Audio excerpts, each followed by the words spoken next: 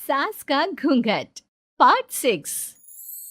अब तक हमने देखा कि रात के अंधेरे में चुपके से सचिन देविका से माफी मांगने जाता है, लेकिन देविका कहती है, सचिन, मेरे लिए सबसे बड़ी चीज मेरा आत्मसम्मान है, इसलिए मैं तुम्हें माफ नहीं कर सकती।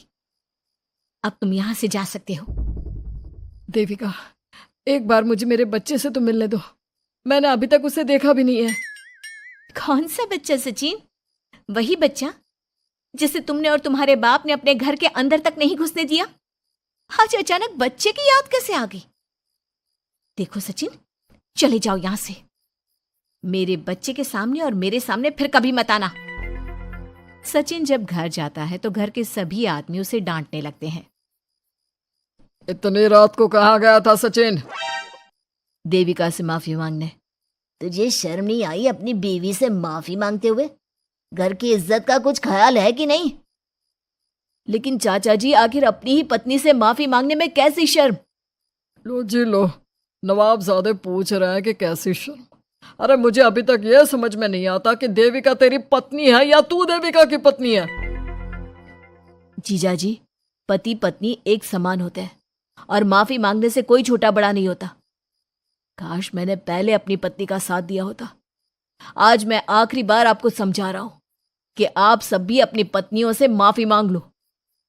देविका ने तो मुझे माफ नहीं किया, शायद माँ, चाची, भाभी और दीदी ही आप सबको माफ कर दे। सचिन सभी को समझाने की बहुत कोशिश करता है, लेकिन कोई भी उसकी बात नहीं सुनता। वहीं दूसरी ओर सुजाता के हाथ का बना खाना सारे गांव में फेमस हो गया था, तो उसने एक बहुत अच्छा सा होटल खोल दिया। देविका, मैं चाहती हूँ मेरे होटल की सबसे पहली ग्राहक तुम ही हो, क्योंकि तुम्हारी वजह से ही आज मैं अपना खुद का होटल खोल पाई हूँ। क्यों नहीं भाभी? लेकिन भाभी, आपको अब अपने होटल में ना सिर्फ इंडियन खाना बनाना है, बल्कि इटालियन, चाइनीज और फ्रेंच खाना भी बनाना होगा। सुजाता सभी औरतों को अपने होटल का खाना खिलाती है। खाना खाने के बाद कम्मो कहती है, अरे बहू, इतना अच्छा खाना तो मैं भी नहीं बना सकती। तू तो वो हो गई, क्या कहते हैं उसे? मास्टर शेफ चाची जी। हाँ, मास्टर शेफ। बहू, अब तेरा होटल चलेगा नहीं बल्कि दौड़ेगा। हाँ बहू, तूने सच में खाना बहुत स्वादिष्ट बनाया है। अब वीना बेटी, तुझे क्या करना है? अपना बुटीक कब खोलेगी? माँ, कल ही कर देती हूँ। दुकान और सिलाई मशीनों का सारा काम हो गया है और वर्कर भी आ जाएंगे। तो ठीक है, फिर अच्छे काम के लिए देर नहीं करनी चाहिए। देविका, मैं चाहती हूँ कि मेरी दुकान का इनॉग्रेशन तुम करो। आखिर तुम्हारी वजह से तो मेरा बुटीक खुल रहा है। अगले दिन वीना भी अपना बुटीक खोल लेती है। उसका बुटीक भी चलने लगता है। माँ, आजकल ना कस्टमर ज़्यादा हो गए हैं। बुटीक में जो वर्कर है वो वर्कर कम पड़ रहे हैं। मुझे और वर्कर की ज़रूरत है। बेटे, गांव में तो तुझे कोई मिलने से रहा। अच्छे वर्कर तो शहर से ही मिलेंगे। हमें भी कुछ लोगों की ज़रूरत है जो हमारे बर्तन शहर ले जाकर बेच सके। देविका बहू, अब तू ही कुछ कर। ठीक है माँ जी, मैं अपने पापा से बात करती हूँ। वो अखबार में इश्तेहार दे देंगे तो कई वर्कर आ जाएंगे। कम्मो और विमला के बनाए बर्तन भी दूर दूर तक बिकने लगे। सभी औरतें देखते ही देखते बहुत फेमस हो गई। अब देविका ने गांव में अपना स्कूल भी खोल लिया। सभी गांव की लड़कियां स्कूल जाने लगी। एक दिन देविका ने सभी से कहा, माँ जी, मैंने स्कूल तो खोल लिया है और गांव की लगभग सारी लड़कियां भी आ रही हैं, लेकिन कल से आप सब भी आएंगी, गांव की सभी औरतों के साथ। देविका बहू, कैसी बात कर रही है तू? इस उम्र में हम स्कूल जाते हुए अच्छे लगेंगे क्या? माँ जी, पढ़ने की कोई उम्र नहीं होती और आप सबको मैंने कितना कुछ तो सिखा दिया है। अगर आप सब स्कूल पढ़ने आएंगी तो इससे गांव की सभी औरतों को हिम्मत मिलेगी। लेकिन बहू, अब हमें पढ़ने की क्या जरूरत? अब तो हम बूढ़े हो गए हैं। चाची जी, जरूरत है पढ़ने की, और पढ़ने की कोई उम्र नहीं होती। अब देविका लड़कियों को पढ़ाने के साथ साथ गांव की औरतों की शिक्षा पर भी ध्यान देने लगी। कुछ दिन में घर की सभी औरतों के बारे में राज्य के बड़े बड़े मंत्रियों को पता चला और वो सीधा उनके गांव उनसे मिलने पहुंचे।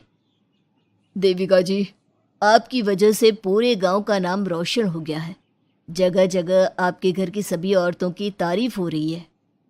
हाँ देविका जी, आप सभी के बारे में सुनकर हम अपने आप को रोक नहीं पाए और आपसे मिलने आ गए। देविका जी, हम आपको और आपके घर की सभी औरतों को सम्मानित करना चाहते हैं और आपके स्कूल के लिए डोनेशन भी देना चाहते हैं।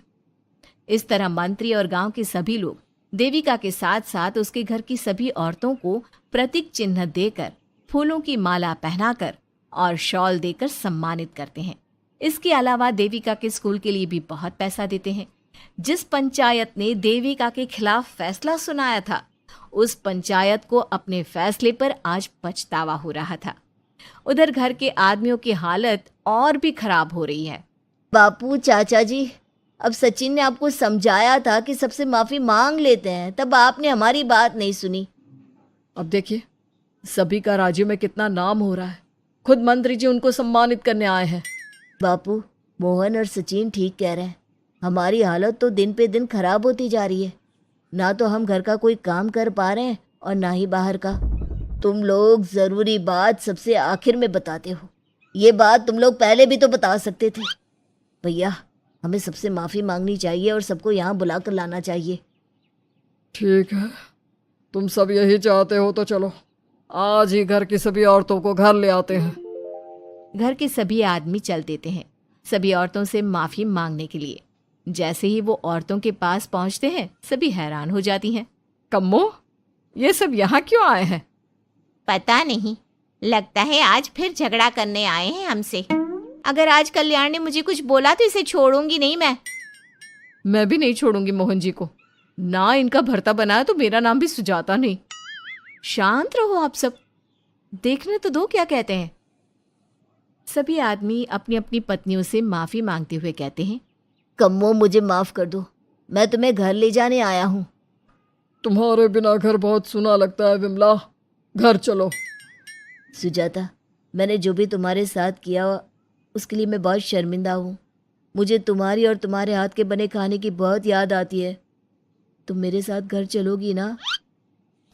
वीना, वो घर मेरा नहीं तुम्हारा है और मैं नहीं चाहता कि तुम मेरी वजह से अपना घर छोड़ दो। इसलिए अपने घर चलो और हम सबको माफ़ कर दो। अपने पतियों की इस तरह माफ़ी मांगने से सभी औरतें अपने पतियों को माफ़ करके उनके साथ जाने को तैयार हो जाती हैं। लेकिन देविका घर आने से मना कर देती है। सभी औरतें उसे समझाती है, देविका बहू, अब घर जाने में क्या दिक्कत है? मांग तो ली सबने माफ़ी। देख तो सचिन भी कितना शर्मिंदा है। हाँ बहू, हमारी लड़ाई तो यही थी कि ये हमसे माफ़ी मांगकर इज्जत के साथ घर ले जाए। अब घर चलने से तेरी शादी बच सकती है। चाची जी, मैं पहले भी बता चुकी हूँ, अब दोबारा से फिर कह रही हूँ, मेरे लिए शादी से बड़ा है आत्मसम्मान। आप लोगों की शादी आपकी मर्जी से नहीं हुई है, लेकिन मेरी शादी मेरी मर्जी से हुई है। इसलिए शायद आप लोगों को फ़र्क नहीं पड़ता कि आपके पति ने आपके साथ क्या किया, पर मुझे इस बात से बहुत फ़र्क पड़ता है कि मेरे पति ने मुझे अपने बराबर नहीं समझा और इसलिए मैं उसे माफ़ नहीं कर सकती। देविका, मैं अपने बर्ताव के लिए बहुत शर्मिंदा हूँ। तो जिंदगी भर शर्मिंदा रहना। और हाँ, आप सब इनके साथ जाना चाहती हैं तो जाइए, लेकिन मेरी एक बात हमेशा याद रखिएगा, शादी सिर्फ एक रस्म होती है। इस रस्म में पति और पत्नी बराबर के हिस्सेदार होते हैं, ना कोई छोटा होता है और ना कोई बड़ा। इसलिए यदि आपका पति आपको सम्मान दे तो बदले में उसे सम्मान दो, नहीं तो वो जैसा करे आप भी वैसा ही करो। देविका सचिन के साथ नहीं जाती है और अपने बेटे के साथ वहीं रहने का फैसला करती है। अब वो न सिर्फ अपने गांव बल्कि हर जगह जाकर महिला शिक्षा और उनके अधिकारों का प्रचार करती है। हमारे प्यारे दर्शकों, हमें कमेंट करके ज़रूर बताएं कि देविका का ये फैसला आपको कैसा लगा और हमारी कहानी सास का घूंघट आपको कैसी लगी। इसी तरह की मज़ेदार कहानी सुनने के लिए हमारे चैनल को सब्सक्राइब ज़रूर करें।